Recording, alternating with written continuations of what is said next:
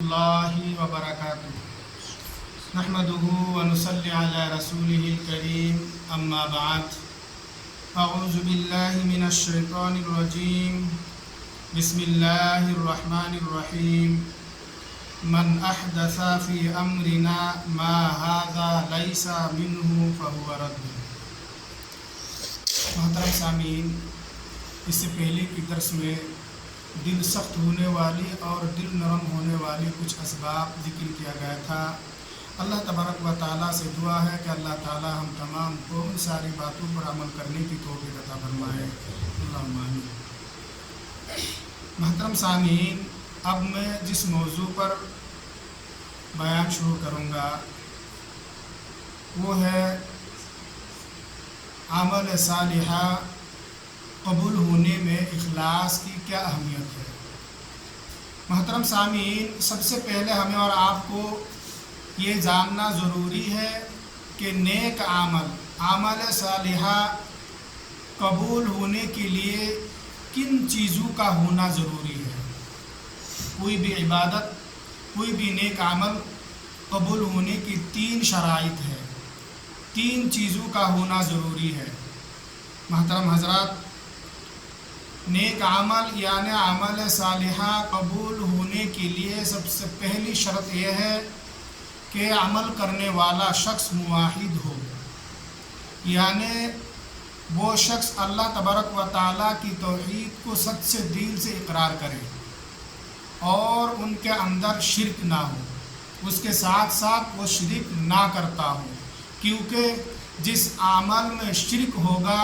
وہ عمل اللہ تبارک و تعالیٰ کے دربار میں قابل قبول نہیں ہوگا، بلکہ اس عمل کو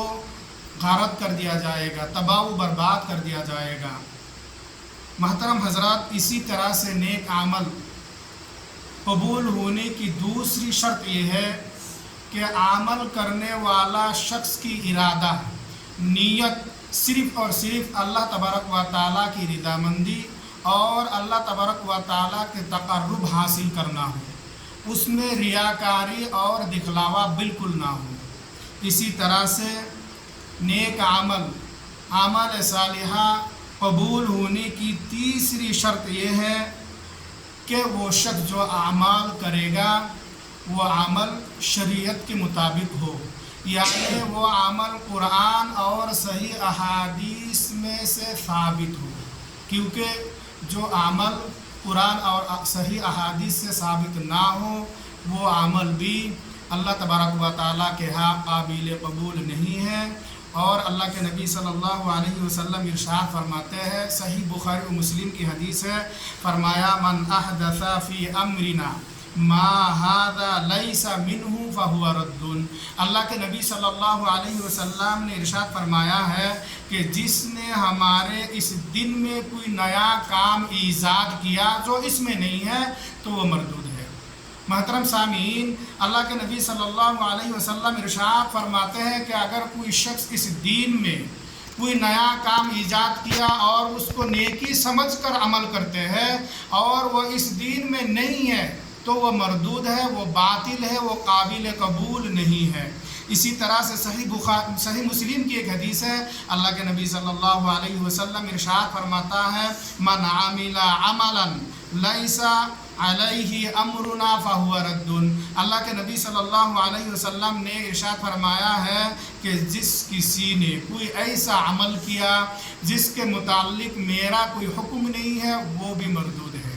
یعنی اللہ کے نبی صلی اللہ علیہ وسلم اس حدیث مبارکہ میں بھی یہی فرمایا ہے کہ اگر کسی نے کوئی ایسا عمل کیا جس کے متعلق اللہ کے نبی صلی اللہ علیہ وسلم نے حکم نہیں دیا ہے تو وہ عمل بھی مردود ہے، یعنی باطل ہے، قابل قبول نہیں ہے۔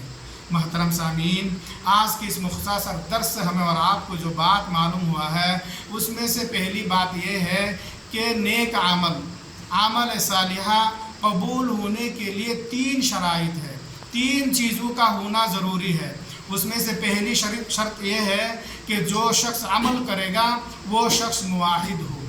وہ سچے دل سے اللہ تبارک و تعالیٰ کی توحید کا اقرار کرتا ہو، ان کے اندر شرک بالکل نہ ہو۔ اسی طرح سے دوسری شرط یہ ہے کہ جو شخص عمل کرے گا ان کی ارادہ، ان کی نیت صرف اور صرف اللہ تبارک و تعالیٰ کی رضامندی اور تقرب حاصل کرنا ہو، ان کا اندر ریاکاری اور دکھلاوا نہ ہو، اسی کا نام ہے اخلاص۔ اسی طرح سے تیسری شرط جو ہے وہ یہ ہے جو عمل وہ شخص کریں گے وہ عمل شریعت محمدی کے مطابق ہو، یعنی قرآن اور صحیح حدیث سے ثابت ہو۔ جو عمل قرآن اور صحیح احادیث سے ثابت نہ ہو وہ عمل بھی قابل قبول نہیں ہے۔ اس کے متعلق 2 حدیث مبارکہ پیش کی گئی ہے۔ پہلی حدیث سے معلوم ہوا ہے کہ اللہ کے نبی صلی اللہ علیہ وسلم نے فرمایا کہ اس دین میں یعنی دین اسلام میں اگر کوئی شخص نیا کوئی چیز ایجاد کرے اور اسے نیکی سمجھ کر عمل کرے، اگر وہ دین میں نہیں ہے تو وہ مردود ہے، باطل ہے، ناقابل قبول ہے۔ اسی طرح سے دوسری حدیث سے معلوم یہ ہوا کہ اللہ کے نبی صلی اللہ علیہ وسلم نے فرمائے ہیں کہ اگر کوئی شخص کوئی ایسا عمل کرے جس کے متعلق آپ صلی اللہ علیہ وسلم نے حکم نہیں دیا ہے وہ بھی مردود ہے، ناقابل قبول ہے۔ خلاصہ درس یہ ہے کہ